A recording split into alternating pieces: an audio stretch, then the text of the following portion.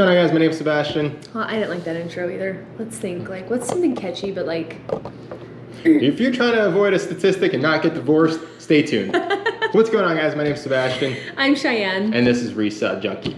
We resell used stuff online and we teach others how to do it, but today's video is going to be drastically different. It's because we truly believe that in building a business, it should be holistic, and that included our relationship. I know that we're young. We've only been married for like 3 years, but we have gone through a lot in those 3 years. A lot. Like, I mean, it's one thing to be married to somebody. It's another thing to start a business, and now working on our second business. Like, that's a whole nother level that you have to get to with somebody, and we've learned a lot, so we want to share it with you guys. We feel like we're being, like we're pros at being married, even though we've only been married for such a short time, because like she said, we have gone through a lot of nonsense, both like personal and mental, and just a lot of little different things.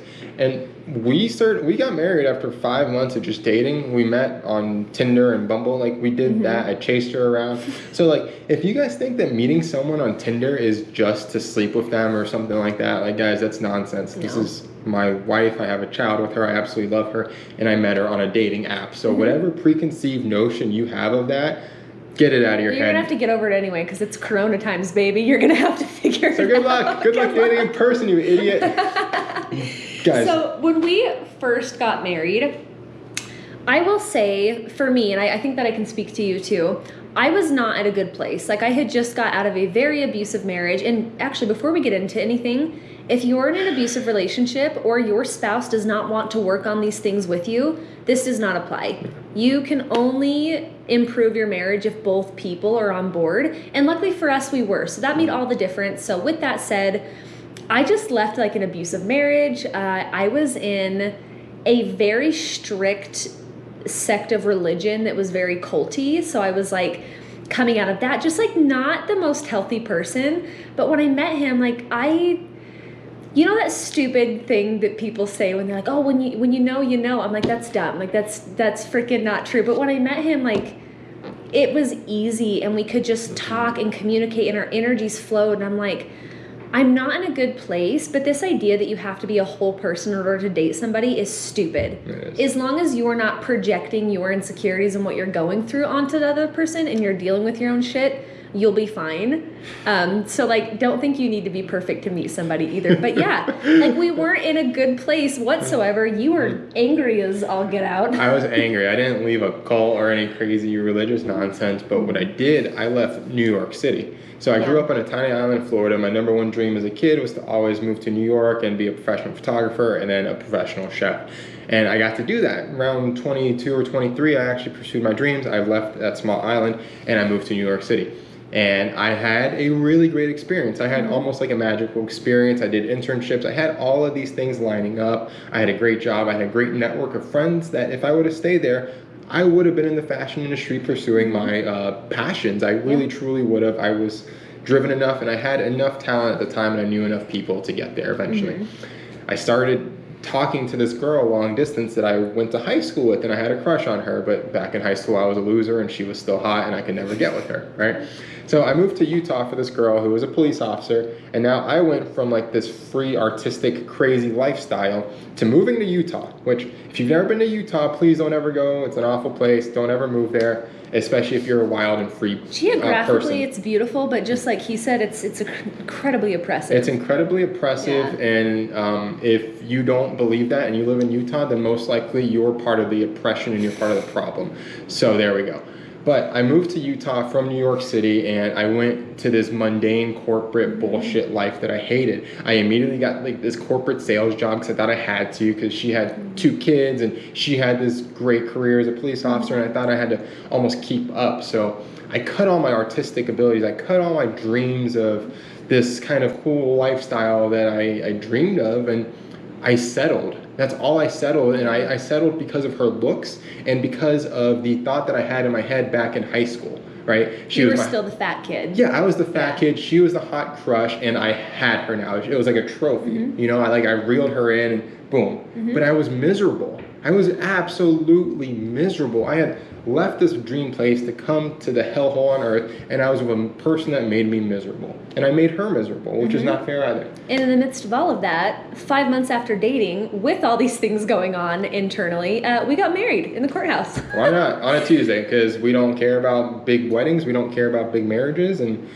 it's just, this is our life, and we didn't think Side note, I was a wedding planner for like 2.5 years. Weddings are a complete waste of money. They're a complete waste of money. I'll do a whole video on it one day, but they're stupid. That's why we eloped in the courthouse on a Wednesday at like 9 o'clock in the morning, and it was great. So. If you're having a wedding just for your parents' sake, you should not be marrying that person. Like, guys, that's insane. Do things for yourself. Yeah. If you're having a big event just to make your family happy, that's nonsense. That's not the point of marriage. Do what makes you happy. Now, if a big event makes you happy, great. But if your spouse and you want to get eloped, but the only reason you're having a big wedding is for this family or traditional sake, it's nonsense. I'm sorry. I have nothing to do with this. Is. So with all that said, like, we were not super healthy when we got together, but I will say one thing that we did really well is we always respected where the other person was at. I never once, and he never did the same thing either, I never expected him to fix me. I knew I was messed up. I was like, not in a great place. And I knew that. And so during the time that we were dating, I was aware of all these things, and I'm like, okay, I want to be the best person that I could possibly be, which that kind of growth takes so much humility and so much intentionality, because you have to recognize that you're the problem. In any relationship that you're in, if there's an issue, if you cannot take some form of accountability, well, it just speaks to a lot of immaturity on your part, because there's always room to grow. There's always room to take accountability. So that's what I did throughout our relationship. And then he started to do the same thing. But during that time, he gave me so much freedom and grace to figure things out without feeling like he needed to fix me, without him pressuring me, without him saying like, why are you a mess in this area? Like, get it together. So one of the biggest things that made it easy to grow was the grace and the room to grow without judgment. And I think that we both did a good job of giving that to each other. But that took a long time though. Yes. Like, that didn't have, like, we didn't get married at month 5 and then in month 6 it was this. It was like that for what, 2 years? Yeah, 2 years. Guys, what you see right now, what you see, this demeanor on camera, this persona, this has been built up over years. This is not us getting on camera yesterday and doing this for the first time. 2 years ago, a year ago, 6 months ago, we probably could not have done this on camera. I know for a fact 2 years ago, there's no way we could have cooperated or communicated like this on camera to where it even looked like we were married. It would have been awkward. It would have been... let me say this. I loved her. I never had any ill notions. I never hated her. Don't ever think that we had this tumultuous marriage. No, we never didn't. have. No.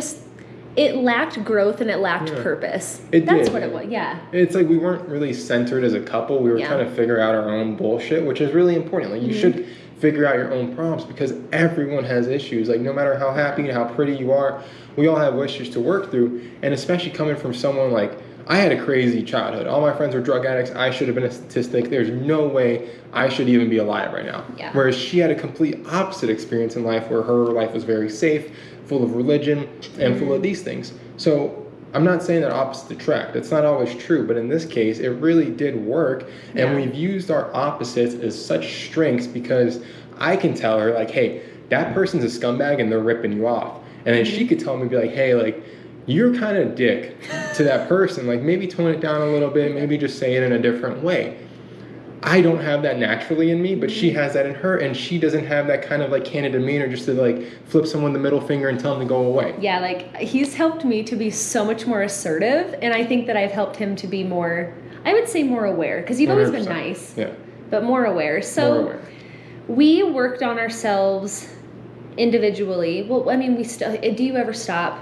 Please don't ever stop. Always keep working on yourself. I'm just talking about like the rough stuff, right? So in the middle of working on all of that, Sebastian, if you haven't noticed, he's crazy. And he likes to go full steam ahead every time he's passionate about something, which, if you have a spouse like this, if you know anything about the Enneagram, he is an 8.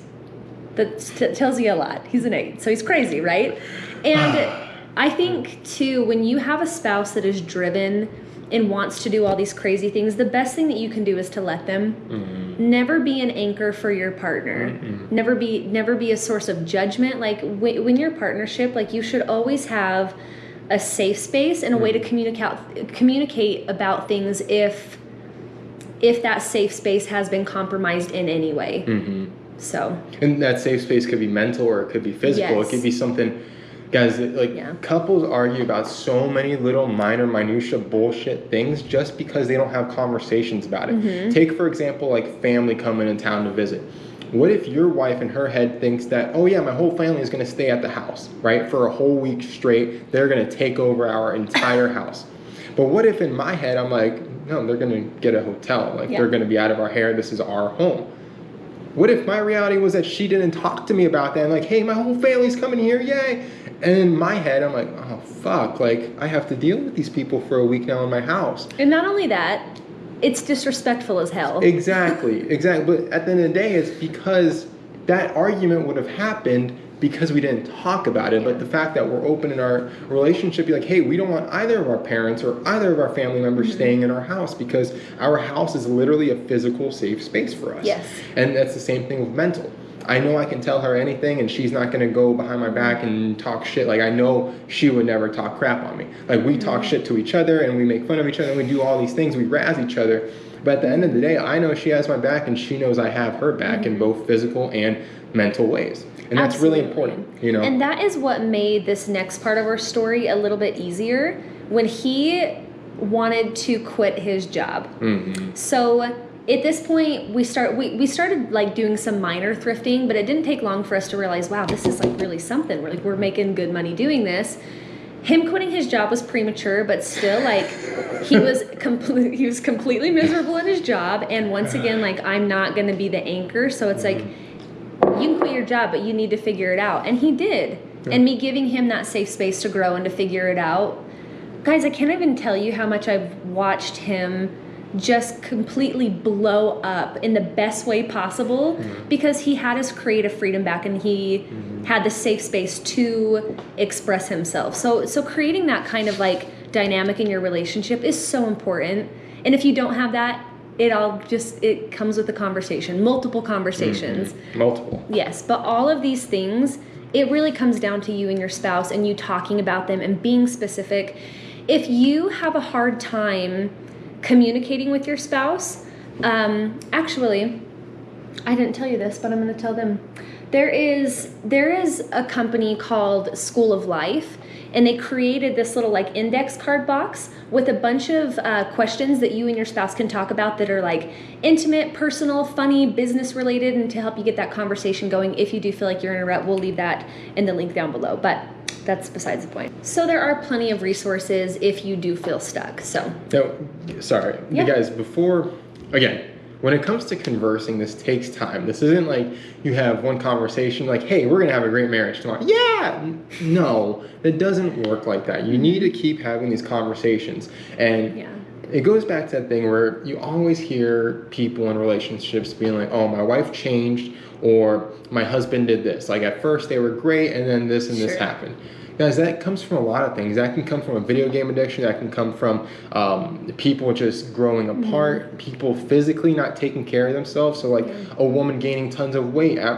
What if you started dating your wife and she had a 6-pack of abs? A year later, she's 300 pounds.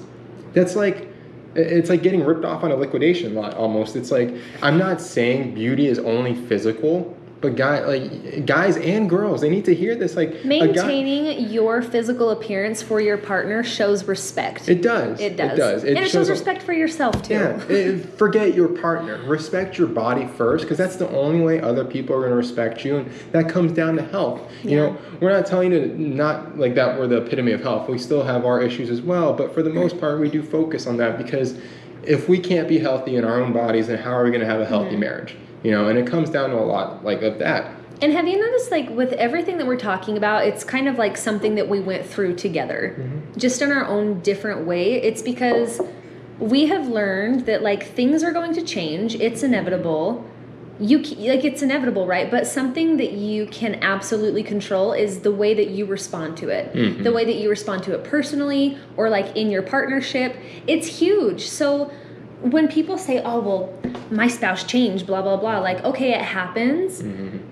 But realistically, if you're with somebody for 50 years, you're going to be married to like 10 different people. Yeah. So you have to learn how to adapt and how to grow. And once again, at the beginning of this talk, I said, give room and grace and a safe space for your partner to be themselves. That is so important. Like, I used to be like very rigid. Like I said, I came from a very religious background, and I was rigid, like, and I didn't even realize it. And him drawing out that like calmness in me, but in such a safe way, made me blossom.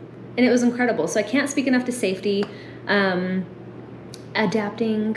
What's the next thing, honey? Going on safety, like if you're in an abusive relationship, whether it's mental or physical, if you're being abused, get a divorce. I don't care what anyone says about you, what your theology says. Guys, be safe. Don't take chances. She could have gotten stuck in a horrible relationship. She could have had a kid and been stuck with that person for the rest of her life and just ruined the trajectory of her life. Divorce is okay. Divorce is healthy. And if you're in an abusive marriage and someone is hitting you, someone is doing anything that is hurting you and keeping you down, please get rid of that scumbag. If you're a guy that hits your woman and talks shit to her, you're a fucking loser, okay? Come talk shit to me. Let's talk about it. How's being insecure? Do you let it? How small is your dick? Bro, go away. You're a loser, okay? So I want to say this too. Back when I was even considering a divorce, I understand that there's a lot of feelings of shame that can come from that, whether it's from your family, religion, like I don't know. But just like he said, there is no problem in getting a divorce. In fact, if you can be honest with yourself and say, this isn't the life that I want, this isn't healthy, this is toxic for these, like me and all these people, like whether you have kids or whatever, divorce is a great thing. It is. Because you are freeing up your life to live the life that you want to live. And if anybody makes you feel shitty for that, you do not need them at all. Not at all. Doesn't matter who they are in your life. If you're being abused, you hate your life. And if this is the key word, if your spouse is not actively engaging to better themselves and to better your relationship, that is the key part of this. If there's no active communication and engagement and change, you need to get out. You do not need to have a kid and think that that will make your relationship better. You don't need to buy a house together and play house and think that's going to fix things. It won't. Abusers are abusers for a reason. It's because they have issues up here. It's very true. So what's the next part of our story? We started the eBay business. Oh, then we moved here. We moved here, and then COVID happened. We had our kid. I guess that's having a kid changed everything. It took us to that next step, and like going from dating as like these young stupid kids that wanted to do modeling photo shoots to like now to where we have a kid and we have a business and we're trying all these different things. It's so weird. And we had to, sorry, go ahead. It's just so weird how much we've grown and changed from those young hotshot kids to now. We had to learn how to be intentional. I think that's, God, if we had $1 for every time I said intentional, right?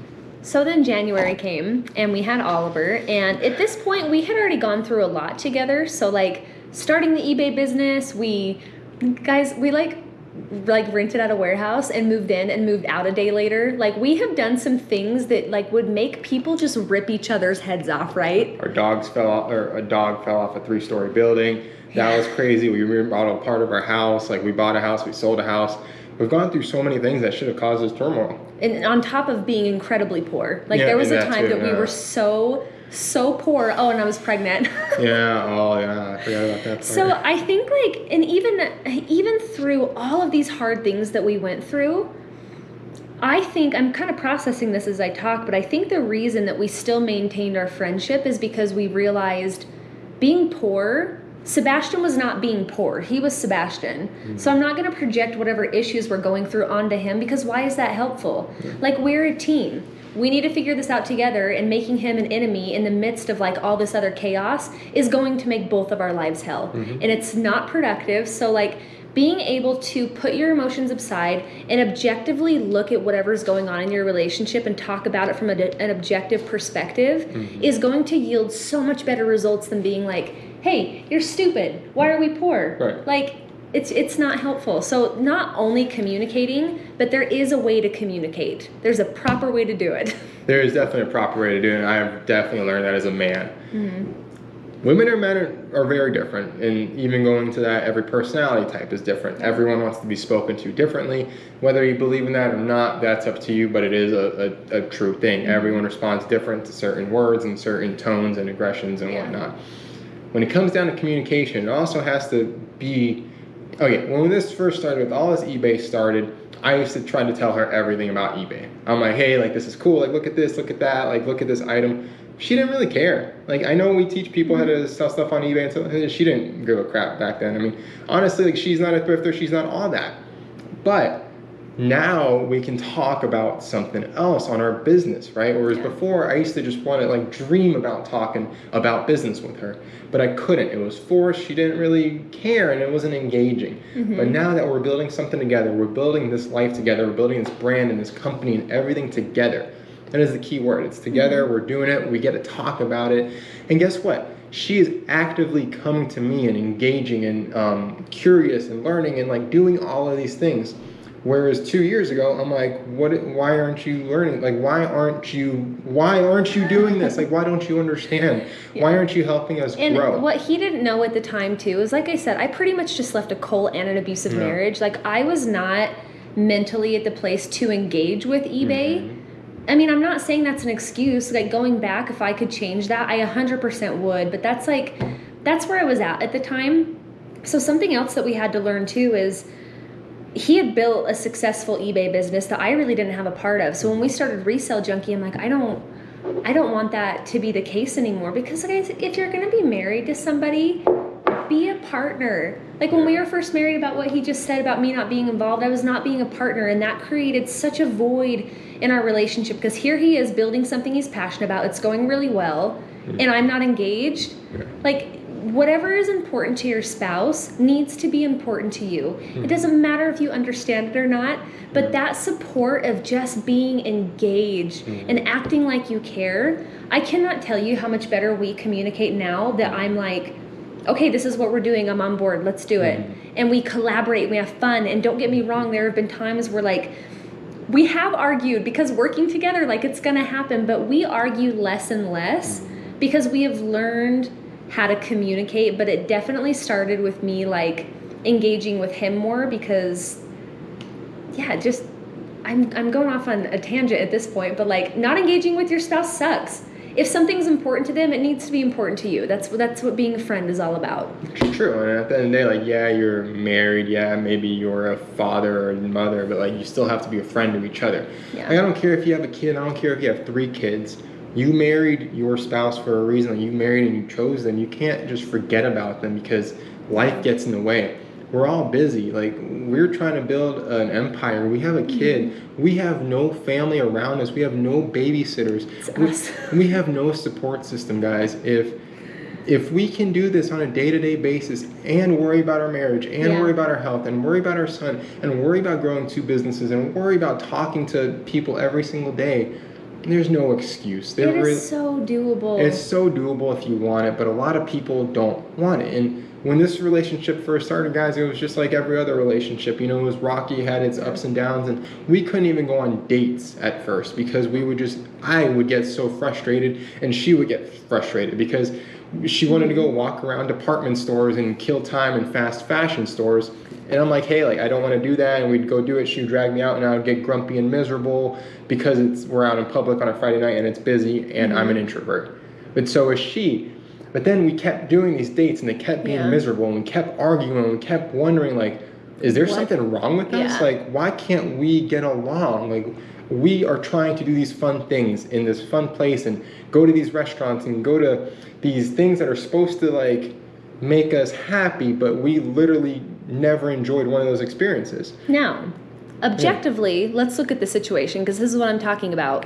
It wasn't that we didn't get along. That had nothing to do with it, because when we were at home, we always got along. 100%. But what I didn't understand is he was in business mode. He was building a business, and I was just like, I just want to enjoy myself. I just want to go out and have fun and just, like, do something mindless and go on a cute date. Like, I just wanted to mentally disconnect, but that's not where he was. And so to try to force him into, like, an activity when he's trying to build a business, immediate frustration, but he Yeah. had no idea that's what was going on. Mhm. I didn't know that's what was going on, and so I'm like, oh, he just freaking hates going on dates with me. Exactly. Like, it wasn't true. Yeah, she thought I was just grumpy because we were leaving the house. That's what she would always say. Is like, whenever we leave the house, we get into an argument. It had nothing to do with leaving the house. It had everything to do with our mindset at the time, where our life was, and the activities that she was choosing to spend our time doing as far as like dates are concerned. Now, when we do get a chance to go on a date, it's a lot different. It's a lot more holistic. It's a lot more chill, and it actually feels like a date. It actually feels real because we truly want to spend time together doing what we're doing, whereas before, someone was getting dragged along. Yes. And now, going back to that, this is the problem I would say that most relationships have. One person's an extrovert and one's an introvert. That is, guys, if you want to divorce faster than anything in the world, that is probably the best relationship you should ever get into, and never talk about like how you feel. Opposites attract. Not those, though. People that are more similar tend to stay together longer, and both of us are introverts. We are heavily introverted. I've dated extroverts, and so has she. It's horrible. If you don't know what an introvert and an extrovert is, extroverts pretty much like to go out. They like to have a large circle of friends, and they like a lot of noise and pizzazz. It's either like people drain you or people give you energy. Yes, exactly. So we like to chill. We like to moderate our energy and control who and where we're around. And now that we have become a unit, so like I said before, he was doing his own thing, I was doing mine. There's no unifying there. That's why, like, how the hell are you supposed to talk to somebody if you're not even on the same page? Yeah. So now that we're a unit and we're on the same page and we're working towards the same goals and we're safe and we communicate well and all this stuff, like, we're just what was I going with that? Not being a unit? Oh. It's easier to be on the same page with somebody when, like, that is your constant mindset. This is my person, this is my teammate, we are building something together, and anything that's going to come in the way of that is just not worth it to me. Now, I know that this may seem like, oh shit, that is so much work in order to be married, but here's the thing. I'm so happy. Sebastian is the shit. I am so incredibly happy, but it's not because like we just fell in love and got married super quick and was this crazy relationship. It has taken so much objective thought and intentionality and communication, and guys, it takes time. It is hard work, but it's very rewarding work when you get to wake up every single day and say, man, my spouse is freaking awesome. Like, it feels good to say that. To any young dude watching this right now, look at me. I'm a degenerate. Don't tell me I'm not a degenerate, okay? I got tattoos all over my body, okay? I was a womanizer. I like sleeping around. I like women. I like all of that stuff. I've been down that journey. I tried to be a cool guy. Being married and being a dad is the number one best decision I've ever made as far as women are concerned. And I will say that again. Being married and having a child is the number one best decision I've ever made as far as being a man and having relationships. She has grown me more than anyone ever has. I am way more comfortable with myself, with my life. There's no one in the world that can knock me down. Let me tell you that. Like, I know I have a hot wife and I have a really cool kid. So, like, there's no one out there that can take this away from me. Like, I know what I have. She knows what she has because she knows how I treat her. So it's like, you could be a really hot guy. You could drop her a DM right now. And you know what? Send us $5,000. We'll send you some pictures of her. Do it. He'll probably take the pictures. I will probably take them because I love her and I love money and we're a team. So on that note, guys, that's all we got. Don't spend your time on nonsense, on bullshit. Work on your marriage. Work on your relationships. Yeah. There's nothing more valuable than finding a lover and a friend in the same person. Yep. And it takes time to get there, but I can tell you it'll be your most favorite part of your life if you just collectively put in the work. It's so worth it. So worth it. It's a little bit different, but we're going to make videos like this. If you guys don't want to hear about our marriage and all this wishy-washy nonsense, then just unfollow us because it's our channel. We're going to talk about our marriage because we're really proud of it. We want to fix people's marriages because we want to make them great again. A lot of marriages suck. Okay, so that's also why we wanted to upload this video, because everything that we just told you about, well, all of our videos are about the business, right? Yeah. You don't think about the relationship work that went into this business. It has taken just as much time. If not more. If not more. Yeah. So If you are struggling, if you have questions, if like you're really not sure what to do, if you're not sure if your relationship is abusive, you are more than welcome to drop a comment. We would love to talk to you guys, because if we can help anybody achieve what we have, we want that for everybody. So we are here to help. We're not just here to tell you like we're super happy, have a nice day. Like we want this for you. Yeah. Send us an email if you're really going through something and you need someone to talk to. We will never judge you. She was in a cult. I did drugs by the time I was 13. We will never ever judge you. We will never share your story, but we will help you as much as you can, as much as we can personally. Because there's no point in making money if you're not happy. No, guys, it doesn't matter. The money's great, but this stuff is way, way more important. And if we can affect that in any shape or way or form, we can help you. Sebastian at ResellerJunkie.com. Send me an email there. We'll get right back to you guys. And then Cheyenne at ResellerJunkie.com if you have a question for me. Boom. So on that note, make sure you grab the free course, ResellerJunkie.com. Follow us on Instagram at ResellerJunkie_. And our course is launching on Black Friday. Make sure you get that as well. We'll talk about that more in another video, but stay tuned for that. Anything else? No, I just like this is our marriage. Get the free course. Buy our free course and then pay us for our course. It's a great transition. Cheers. Cheers.